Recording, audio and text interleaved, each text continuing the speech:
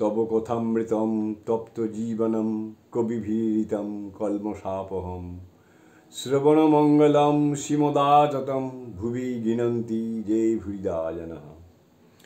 আজকে আমরা শ্রী শ্রী কথামৃত পাঠ শ্রীযুক্ত কেশব সেনের সহিত ঠাকুর শ্রীরামকৃষ্ণের নৌকা বিহার, এটা চতুর্থ পরিচ্ছেদ শুরু করছি। তমেব সূক্ষ্মা তং স্থূলা বক্তা বক্ত স্বরূপিণী নিরাকারাপি সাকারা কস্তাং বেদি তুমর্হতি। মহানির্বাণতন্ত্র চতুর্থ উল্লাসের 15 নম্বর শ্লোক থেকে এটা দিয়ে শুরু করেছে চতুর্থ পরিচ্ছেদ। বেদ ও তন্ত্রের সমন্বয়, আদ্যাশক্তির ঐশ্বর্য। এদিকে আগ্নেয়পথ কলিকাতার অভিমুখে চলিতেছে। ঘরের মধ্যে শ্রীরামকৃষ্ণকে যাহারা দর্শন ও তাহার অমৃতময়ী কথা শ্রবণ করিতেছেন, তাহারা জাহাজ চলিতেছে কিনা একথা জানিতেও পারিলেন না। ভ্রমর পুষ্পে বসিলে আর কি ভন ভন করে। ক্রমে পৌথ দক্ষিণেশ্বর ছাড়াইল। সুন্দর দেবালয়ের ছবি দৃশ্যপটের বহির্ভূত হইল। পুত্রক্ষ বিক্ষুব্ধ নীলাভ গঙ্গাবাড়ি তরঙ্গায়িত ফেনিল কল্লোল পূর্ণ হইতে লাগিল। ভক্তদের কর্ণে সে কল্লোল আর পৌঁছিল না। তাহারা মুগ্ধ হইয়া দেখিতেছেন সহাস্যবদন, আনন্দময় প্রেমানুরঞ্জিত নয়ন, প্রিয় দর্শন, অদ্ভুত এক যোগী। তাহারা মুগ্ধ হইয়া দেখিতেছেন সর্বত্যাগী একজন প্রেমিক বৈরাগী। ঈশ্বর বই আর কিছুই জানেন না। ঠাকুরের এদিকে কথা চলিতেছে। শ্রীরামকৃষ্ণ বেদান্তবাদী ব্রহ্মজ্ঞানীরা বলে সৃষ্টি, স্থিতি, প্রলয়, জীব জগৎ এসব শক্তির খেলা। বিচার করতে গেলে এসব স্বপ্নবোধ। ব্রহ্মই বস্তু আর সব অবস্তু। শক্তিও স্বপ্নবোধ, অবস্তু। কিন্তু হাজার বিচার করো, সমাধিস্থ না হলে শক্তির এলাকা ছাড়িয়ে যাবার জো নাই। আমি ধ্যান করছি, আমি চিন্তা করছি এসব শক্তির এলাকার মধ্যে, শক্তির ঐশ্বর্যের মধ্যে।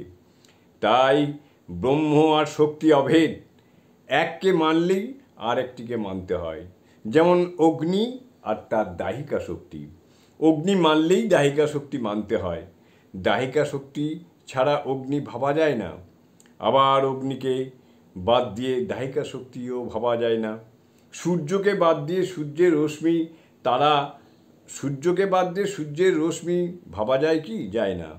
সূর্যের রশ্মিকে ছেড়ে সূর্যকে ভাবা যায় না। দুধ কেমন না ধোবো ধোবো, দুধকে ছেড়ে দুধের ধবলত্ব ভাবা যায় না। আবার দুধের যে ধবলত্ব ছেড়ে দুধকেও ভাবা যায় না। তাই ব্রহ্মকে ছেড়ে শক্তিকে, শক্তিকে ছেড়ে ব্রহ্মকে ভাবা যায় না। নিত্যকে ছেড়ে লীলা, লীলাকে ছেড়ে নিত্য ভাবা যায় না। আদ্যা শক্তি লীলাময়ী সৃষ্টি স্থিতি প্রলয় করছেন, তারই নাম কালী। কালীর ব্রহ্ম, ব্রহ্মই কালী, একই বস্তু। যখন তিনি নিষ্ক্রিয়, সৃষ্টি স্থিতি প্রলয় কোনো কাজ করছেন না, এই কথা যখন ভাবি তখন তাকে ব্রহ্ম বলে কয়। যখন তিনি এই সব কার্য করেন তখন তাকে কালী বলি, শক্তি বলি। একই ব্যক্তি, নাম রূপভেদ। যেমন জল, ওয়াটার, পানি। এক পুকুরে 3-4টে ঘাট। এক ঘাটে হিন্দুরা জল খায়, তারা বলে জল। এক ঘাটে মুসলমানরা জল খায়, তারা বলে পানি। আর এক ঘাটে ইংরেজরা জল খায়, তারা বলে ওয়াটার। তিনই এক, কেবল নামে তফাৎ। তাকে কেউ বলছে আল্লাহ, কেউ গড, কেউ বলছে ব্রহ্ম, কেউ কালী, কেউ বলছে রাম, হরি, যিশু, দুর্গা।